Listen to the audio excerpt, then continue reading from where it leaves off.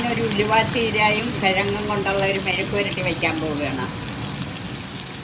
ആദ്യം കുറച്ച് നല്ല ജീരകം ഇട്ട് കടുക് വറുത്തു, നല്ല ജീരകവും ഇഞ്ചിയും വെളുത്തുള്ളി ഇട്ട് കടുക് വറുത്തു. പിന്നെ സവോള വഴറ്റുന്നു. സവോള ഇച്ചിരി വഴന്ന് കഴിഞ്ഞിട്ട് കിഴങ്ങിടാം.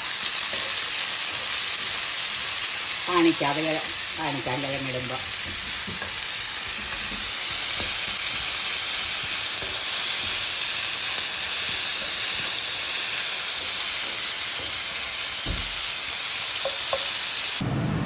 സ്വല്പം മഞ്ഞൾപ്പൊടി ഇടുന്നു അതിൻ്റെ കൂടെ. സവോള വഴന്നു നല്ല പോലെ.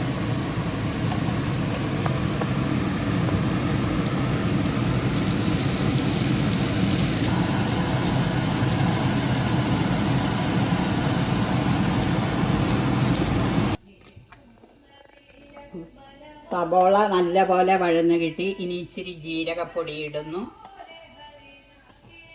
ഇച്ചിരി മസാലപ്പൊടി ഇടുന്നു. സ്വല്പം മതി, 1/4 സ്പൂണ്.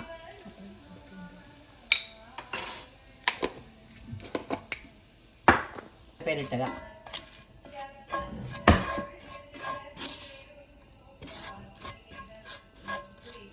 ഇനി കിഴങ്ങിടുക.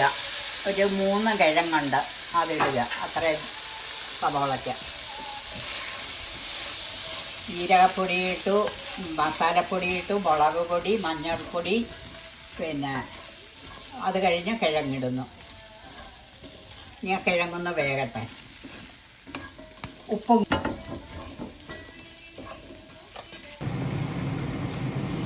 ഉലുവ ചീര അരിഞ്ഞ് ഇതിൻ്റെ കൂടെ മിക്സ് ചെയ്യുക. ഒരു പാക്കറ്റ് ഉലുവ ചീര ഉണ്ടായിരുന്നു, അത് ഇതിൻ്റെ കൂടെ മിക്സ് ചെയ്ത് ഒന്ന് വെന്താൽ മതി. നമുക്ക് ഉലുവ ചീരത്ത് മെഴുക്ക് പുരട്ടിയാവും.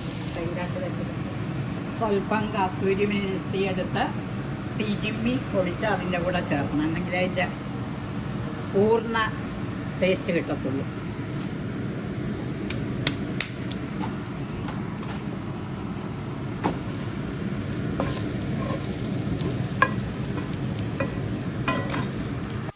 നമ്മുടെ ഉലുവ ചീര മെഴുക്ക് പുരട്ടി നല്ല അടിപൊളിയാണ്. എല്ലാവരും വച്ച് കഴിച്ചു നോക്കുക.